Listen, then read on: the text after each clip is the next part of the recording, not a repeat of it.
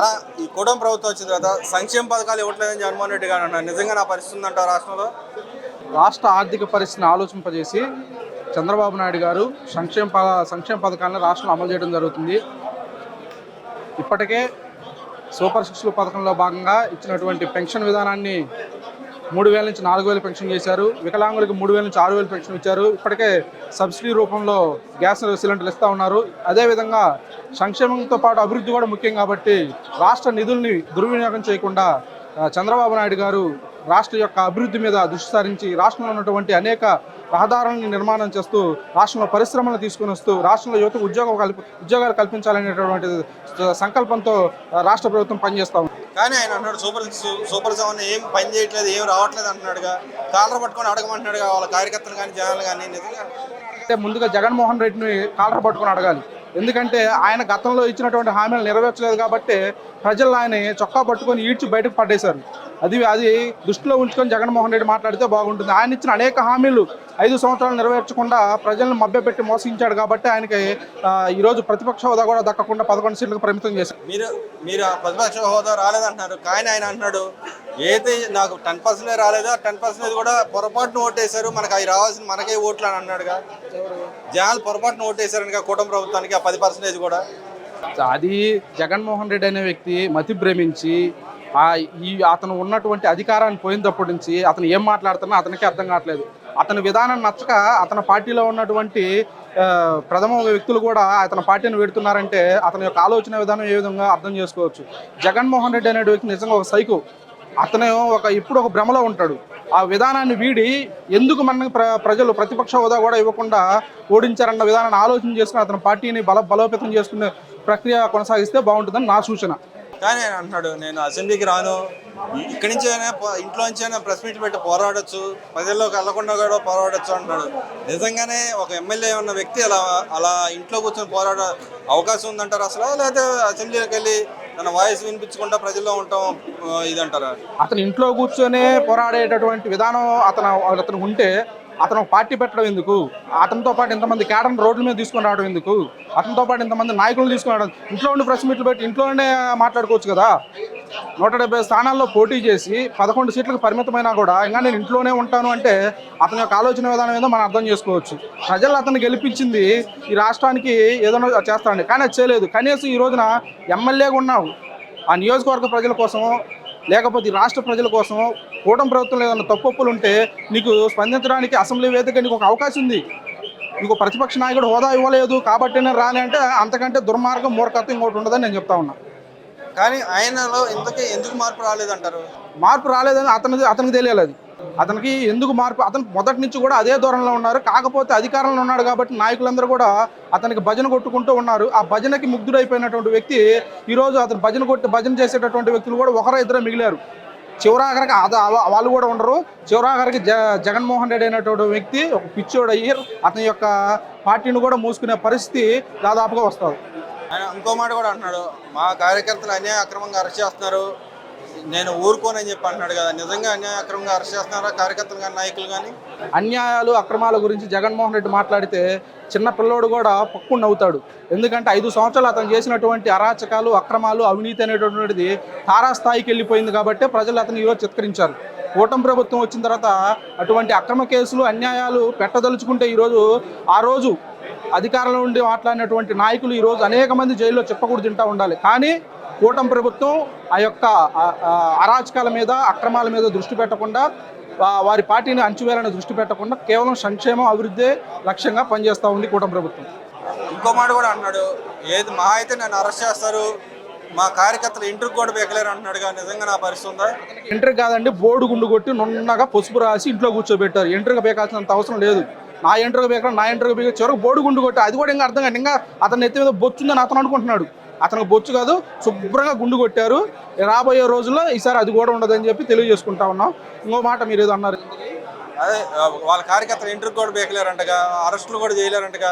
వాళ్ళ పార్టీ కార్యకర్తలే అతని విధానం నచ్చక అతను బోడిగుండు కొట్టిన వాటిల్లో వాళ్ళ పార్టీ కార్యకర్తలే ముందుండి అతను బోడిగుండు కొట్టి చెప్పకుండా తినిపించడానికి సిద్ధంగా అరెస్ట్ అంటున్నారు. అతను అరెస్ట్ చేయాల్సిన అవసరం కూటమి ప్రభుత్వానికి లేదు. నిజంగా అతను చేసినటువంటి తప్పులు లా ప్రకారం చట్ట ప్రకారం ఖచ్చితంగా అవి నిజ నిరూపణ అయిన రోజు మేం చెప్పాల్సిన అవసరం కాదు, ఖచ్చితంగా అతను వెళ్ళి జైల్లో ఆల్రెడీ అతను తిన్నాడు, జైల్లో ఉండి చెప్పకూడదు తిన్నాడు కాబట్టి ఆ అనుభవం మళ్ళీ నాకు ఒకసారి నేను మళ్ళీ జైలుకి వెళ్తే నాకు మళ్ళీ సింపతి వస్తుంది అనేటటువంటి ఆలోచనతో ఈరోజు వాళ్ళ కార్యకర్తలు ఇంకా రెచ్చగొడతా ఉన్నాడు, సోషల్ మీడియాలో పోస్టులు పెట్టిస్తూ ఉన్నాడు.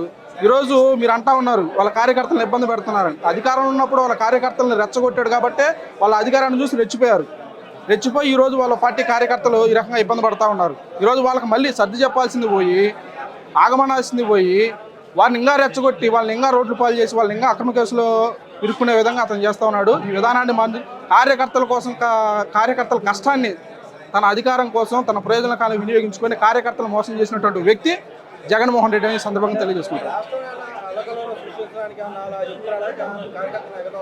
అదే అనుకోవాలి మనం, ఎందుకంటే అతనికి వేరే ఆపర్చునిటీ లేదు. ప్రజల్లో అతని యొక్క విధానం అర్థమైపోయి అతను చిత్కరించారు. ఇది ఏదో విధంగా అల్లరి సృష్టించి అతను సింపతి పొందాలి, తద్వారా మరలా నేను ప్రజల్లో ఒక తీసుకోవాలనే ఒక ప్రయత్నం చేస్తున్నాడు. అది జరగదు. కూటమి ప్రభుత్వం ఉన్నంతకాలం ప్రజలకు మంచి జరుగుతుంది, రాష్ట్ర అభివృద్ధి జరుగుతుంది, పరిశ్రమలు వస్తాయి. అంతా 5 సంవత్సరాలు కాదు, 10 సంవత్సరాలు 15 సంవత్సరాలు కూటమి ప్రభుత్వం ఉంటుంది. పవన్ కళ్యాణ్ గారు, చంద్రబాబు నాయుడు గారు ఒక మంచి విధానంతో మంచి ఆలోచనతో రాష్ట్రాన్ని పరిపాలిస్తారు. ఆయన అంటున్నాడు కానీ నేను 30 ఏళ్ళు ఉంటాను, వచ్చేది నా గవర్నమెంటే, మీరు ఇప్పుడు ఎన్ని అన్యాయాలు చేసినా నేను ఆ తర్వాత మిమ్మల్ని జైల్లోకి వేస్తాను అంటున్నాడు. గతంలో కూడా అన్నాడు వై నాట్ 175 అన్నాడు, 175 అన్నాడు. గతంలో కూడా ఇదే అన్నాడు 30-40 సంవత్సరాలు. అతని మాటలు నమ్మితే ఇలానే ఉంటుంది. 175 అన్నాడు. అతని పార్టీ నాయకులు కార్యకర్తలు కూడా ఆ రోజు ఎందుకు ఇంత పొగరగా మాట్లాడుతూ అంటున్నాడు. మళ్ళీ ఈ రోజు కూడా అదే 30 సంవత్సరాలు ఉంటున్నాడు. 30 సంవత్సరాలు కదా మళ్ళీ జగన్మోహన్ రెడ్డి అనే వ్యక్తి అధికారంలోకి రావడం అసాధ్యం. అతని పార్టీ కూడా కనుమరుగయ్యే పరిస్థితి రాబోయే రోజుల్లో మనం అందరం చూస్తాం.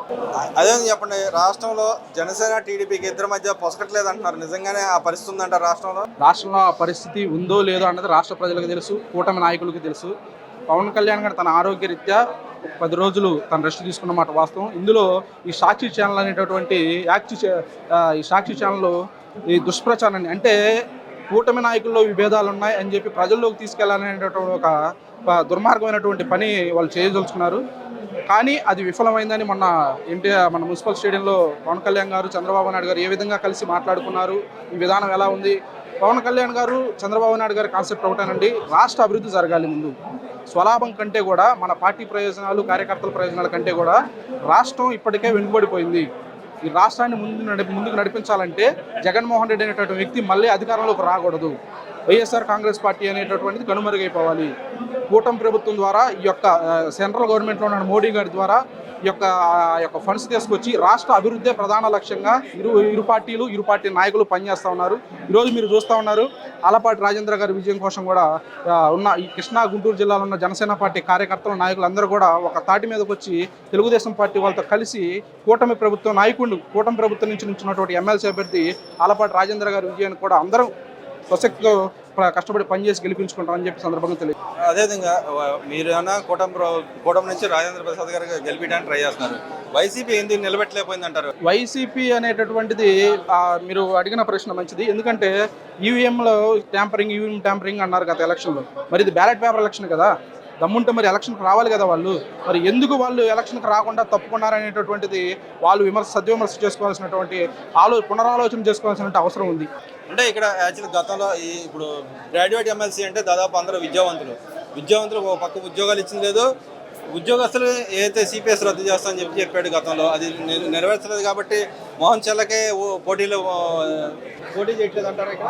అదేవిధంగా మనం కూడా అనుకోవచ్చు. ఎందుకంటే ఈ రాష్ట్రంలో గ్రాడ్యుయేట్స్ అనేటటువంటి ఉద్యోగుల్ని ఏ విధంగా గత ప్రభుత్వంలో ఇబ్బందులు పెట్టారు, వారి యొక్క హక్కుల కోసం వారు పోరాడుతున్నప్పుడు వారి మీద అక్రమ కేసులు పెట్టి ఏ విధంగా జైల్లో నిర్బంధించారు అనేటటువంటి విషయాల్ని అతనికి బాగా తెలుసు. అందుకే ఇటువంటి ఎలక్షన్లో ముందుకు వస్తే మరలా లాగి లెంపకాయ కొడతారు మళ్ళీ మన నిరుద్యోగ ప్రజలు.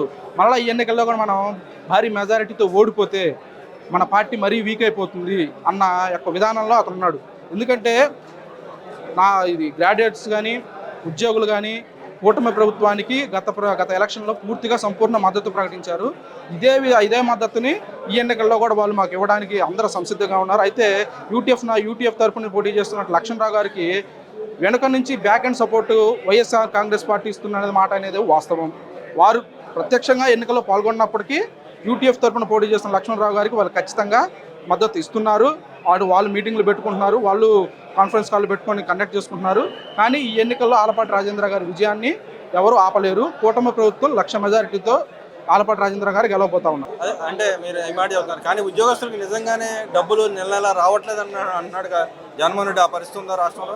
గతంలో మీరు చూసుకుంటే ఉద్యోగస్తులకి 15వ తారీఖు 16వ తారీఖు ఎప్పుడు జీతాలు పడేవి కూడా వాళ్ళకి చాలా వాళ్ళు ఈఎంఐలు కట్టుకోవడానికి కానీ కుటుంబాన్ని పోషించుకోవడానికి కానీ అనేక ఇబ్బందులు పడేవాళ్ళు. ఈ కూటమి ప్రభుత్వం వచ్చిన తర్వాత ప్రతి నెల 1వ తారీఖు తప్పనిసరిగా వారి జీతాలు వాడికి పడతా ఉన్నాయి. వారు చాలా సంతోషంగా ఉన్నారు. కూటమి ప్రభుత్వం పట్ల ఉద్యోగులు సంతృప్తిగా ఉన్నారన్న మాట వాస్తవం. అది ఈ ఎన్నికల్లో మీరు చూస్తారని చెప్పి సందర్భంగా తెలియజేసుకుంటాను.